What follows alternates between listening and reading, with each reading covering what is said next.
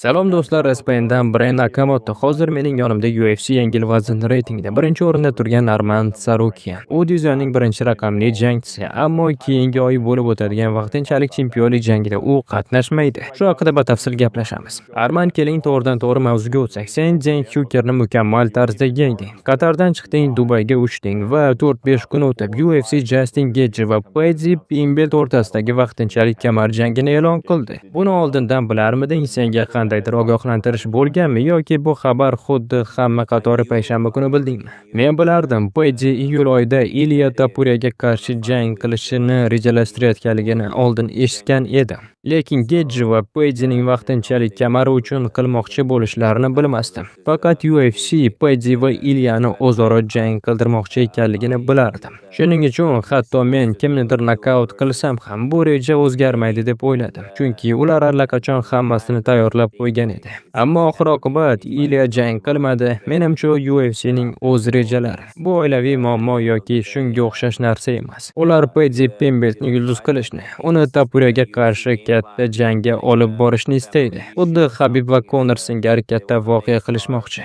Lekin agar Paddy kamarni olsa ham, baribir ular bir xil darajada emas. Qanday qilib bilgan eding? Ilyani internetda mishmishlar ko'p edi, lekin sen qanday bilding? Mishmishlar emas, menejerlar odatda oldinroq bilishadi. Ular Paddy va Ilyani jang qildirmoqchi ekanligini men allaqachon bilardim 4-5 oy oldin. Xo'sh, Gaethje bilan vaqtinchalik kamar jangi e'lon qilinganida buni sen UFC bilan bir vaqtda bildingmi? Oldindan biror ishora bo'lganmi? 2-3 kun oldin men stressga tushdim. 2-3 kun oldin bilgan edim.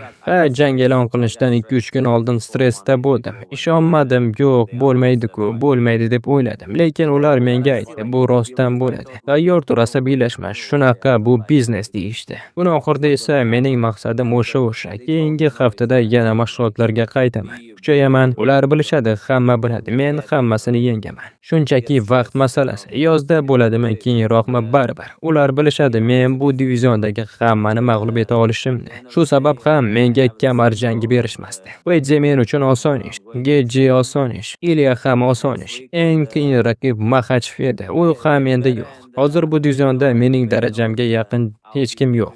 Bu xabarni olganingda o'zing aytganding, ishonish qiyin bo'lgan, ammo bu sening hayoting, sening maqsading. Albatta barcha UFC jangchilari sodiq, lekin sen bundan ham ortiqsan. Sen butun hayotingni shu yo'lga bag'ishlagansan. Shu sabab vaqtinchalik kamar jangi sen emas, boshqalar berilganligini ko'rish. Reytingda isming yonida birinchi raqamli turgan bo'lsa ham, so'nggi kunlarda sening boshingda qanday hislar o'tyapti?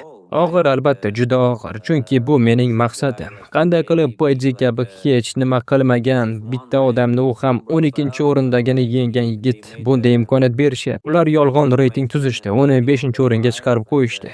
Chunki bu biznes, bu faqat sport emas. Xohlasa, nima xohlasa qilishyapti. Lekin oxir-oqibat men baribir chempion bo'laman. Faqat vaqt masalasi. Yil boshidami, yil oxiridami farqi yo'q. Men baribir chempion bo'laman. Ammo og'ir, qanday aytishni ham bilmayman. Chunki men bunga loyiqman. Kamar uchun jang qilishga men loyiqman. Buni ichimdan his qilyapman. Sen ko'proq kimdan ranjigansan? Ilyadami yoki UFC'dami? Chunki UFC'ning o'z rejasi bor, lekin baribir chempion Ilya xohlasa chiqib men Arman bilan jang qilmoqchiman deb aytsa bo'lardi. U buni qilmadi. Qaysi tomon senga ko'proq achchiq bag'ishlamoqda?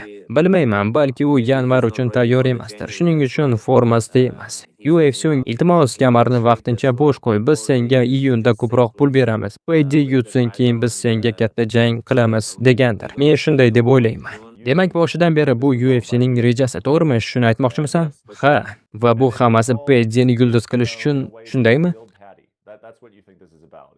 Ha, ular biznes qilyapti. Paddy'ni ko'tarmoqchi, unga oson jang berishmoqchi, lekin umid qilaman Justin uni yanchib tashlaydi va biz Paddy'ni abadiy unutamiz. Agar ular Paddy'ni yulduz qilmoqchi bo'lsa, nega ular to'g'ridan-to'g'ri Ilya bilan asosiy kamar jangiga qo'ymayapti? Ular buni allaqachon qilishga urinishgan. Ular unga eng oson yo'lni berishdi, chunki ular bilishadi, u Ilyaga yutqazadi. Shuning uchun ular buni boshqacha qilishadi. Vaqtinchalik kamar qo'yishadi va keyin hammasini kattaroq qilishadi. Chunki agar Paddy kamar yo'qligida Ilya bilan jang qilsa, bu unchalik katta bo'lmaydi. Men umid qilaman, u chempion bo'lmaydi, lekin ko'ryapsan-ku, ehtimol bo'ladi. Keyin esa Ilya bilan haqiqiy kamar uchun jang qiladi. O'shanda u katta yulduz bo'ladi. UFC esa ko'proq pay-per-view sotadi yoki bilmadim, nima qilsa qiladi-da. Biz kabi haqiqiy jangchilar esa faqat kuzatib, navbatimizni kutib turamiz. Men bir necha yigitlar bilan gaplashdim. Grappling bahsini qilaman. Shunchaki faol bo'lib turish uchun, formasiz qolmaslik uchun. Agar biror narsa bo'lsa, darhol chaqirsin. Qiladigan ishlarim ko'p. Tanamni ham, fikrimni ham band tutaman. Hammasi yaxshi bo'ladi. Avval ham kamar jangi uchun zaxira sifatida og'irlik o'lchoviga chiqqan eding. Paydi va Jastin o'rtasida vaqtinchalik kamar jangi ham zaxira bo'lishi ehtimoling bormi? Yo'q, hech qachon. Ular pul to'lashsa balki, ammo men zaxira bo'lib turmayman. Lekin baribir mashg'ulot qilaman. Agar biror narsa bo'lib qolsa, 2-3 hafta ichida sakrab kirishim mumkin. Riskga boraman, tayyor turaman. Sen ayting, UFC senga katta jang qarzdor. Men ham bunga qo'shilaman, chunki bu shunchaki jadvalning biroz surilishi emas. Bu hatto 1 yilga cho'zilishi mumkin. Vaqtinchalik kamar may oyida bo'ladimi, iyun yoki yozda bo'ladimi, sening navbating yana orqaga ketadi. Shuning uchun ular senga katta jang qilishi kerak. Shu jangni ko'ryapsanmi? Bunday imkoniyat bormi? Umid qilaman, ular menga kamida BMF kamarini berishlari kerak. Chunki kimni menga qo'yishadi? Bu divizionda jang qiladigan deyarli joy qolmadi. Agar Holloway bo'lmasa, boshqa yirik ism yo'q. Charles ham shu o'rinda. Bu ham mantiqsiz. Agar yana yutqazganini ko'rmoqchi bo'lishsa, mayli, men tayyorman. Lekin ular o'z afsonalarini asrashlari kerak. Uni qotillarga tashlab qo'ymasligi kerak. Oldin ayting, umid qilaman, Geji chiqib uni yanchib tashlaydi va Paydi haqida butunlay unutamiz deding. Lekin o'zing uni sindirish imkoniyati bo'lishini xohlaysanmi? Ya'ni Paydini o'zing yenging kelyaptimi? Ha, albatta. Oh, xudo haqqi, uning yuzini yerga ishqalab tashlardim. Tirsaklarim bilan ezib yuborardim. Hyuker bilan jang qilganimda ham o'ylaganman. Tepada turib nima qilay? Bo'g'aymi yoki tirsak bilan tutaymi? Keyin mayli, jangni shunchaki tugataman deb bo'g'ish bilan yakunladim. Ammo Paydi bilan bo'lsa, hech qanday bo'g'ishga bormayman. Uni faqat va faqat tirsak bilan uraman. Ertalabgacha, kechgacha yuzini qonatmagunimcha, tanasini tanimas darajaga kelgunicha.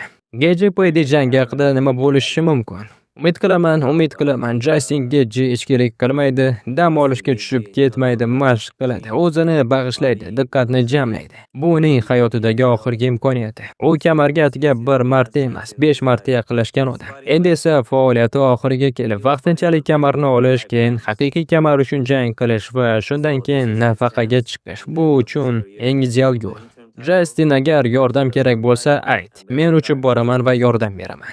Rostdanmi? Ha, men uni yutishni xohlayman. Chunki o'sha ingliz yigitini men yoqtirmayman. U bilmadim qanday aytishni ham. Bilasanmi, havaskor sporti hakamlarni sotib olish mumkin. Hamma ko'rgan 4 nafar amal qilishga urinayotgan yigitlar bor. Qarsda bo'y bolaning jamoasi hakamlar xarid qilgan va u doim g'alaba qozonadi. Kurash bo'ladimi, boks bo'ladimi, havaskor sportda bu ko'p uchraydi. Paydi ham xuddi shunday. Unda follower bor yoki mamlakati katta yoki UFC uni juda ko'p ko'rsatadi yoki yaxshi sotadi, bilmayman. Shu narsalar tufayli unga kamar jangi berildi. Demak, sen bu shunchaki tizimga, o'yin qoidalariga emas, shaxsan Paydiga nisbatan yomon ko'rasan. Axir o'yinchini emas, o'yinni yomon ko'r degan gap bor, lekin sen buni Paydining o'ziga yo'naltiryapsan. Ha, men aynan Paydining o'zini yoqtirmayman. Men uni yomon ko'raman. Geji bilan Alvera yoki boshqa biror jangchi jang qilganda yaxshi bo'lardi, lekin Paydi emas. Men o'sha yigitni yomon ko'raman. Aytganingdek, Justin bu jangni juda jiddiy qabul qilsa, u shunday qiladi deb o'ylayman. U 37 yoshda bo'lishiga qaramay formasida bo'lib keladi, ammo stilistik jihatdan bu jang qanday kechadi deb o'ylaysan?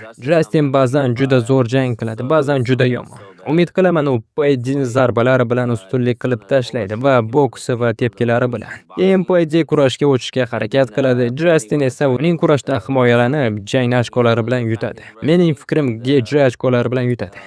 Yana bir so'nggi savol. Sen va Ilya bir-biringiz bilan to'qnashgansiz. Keyin bu voqeani u shapaloq deb atadi. Bu meni hayron qoldirdi, chunki u internetda shunday dedi. Lekin keyin videolar chiqaryapti. Bu hech qanday shapaloq emasligini ko'rish mumkin. Men bu mojaroga aralashmoqchi emasman, lekin Ilyaga ham shu gapni aytgan bo'lardim. Bu voqeaning shapaloq deb aytishni juda g'alati. Sen nima deb o'ylaysan? Siz ikkalangiz o'rtangizda qanday dinamika bor va yuragingda siz bir kun jang qilishingiz aniq deb o'ylaysanmi?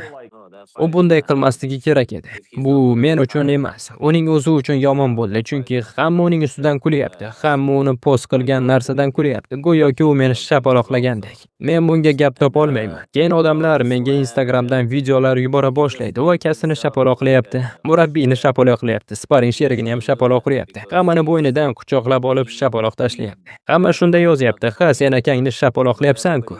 U albatta fenomenal jangchi, ajoyib chempion, lekin ba'zi trash toklari meni hayron qoldiradi, chunki hech qanday video yo'q bo'lsa ham men shapaloqladi deyish mumkin emas. Balki shunchaki sen asabingga tegmoqchi bo'lgandir, kim biladi. Sen esa vaqtinchalik kamar jang haqida hafsalang pir bo'lganligini bilaman. Shu bilan birga yengil vazn hali ham kuchli ko'rinadi va oxirgi savolim, qo'llab-quvvatlash oxirida internetda sening nomingda ko'p so'zlarni ko'rdim. Ha, mening odamlarim ham yonimdalar. Ular doim mening orqamda turadi. Men oxirgi payt Denaning jangimdan keyingi postini ko'rdim. Hamma Arman deb yozishyapti. Men shunchaki klonlar qo'yganimni bilaman. Bu yolg'on narsalarni bilamiz. Kelasi chempion shu yerdadir. Hammasi uchun rahmat Arman, omad tilayman. Do'stlar, videoga like bosib, kanalimizga obuna bo'lishni unutmang.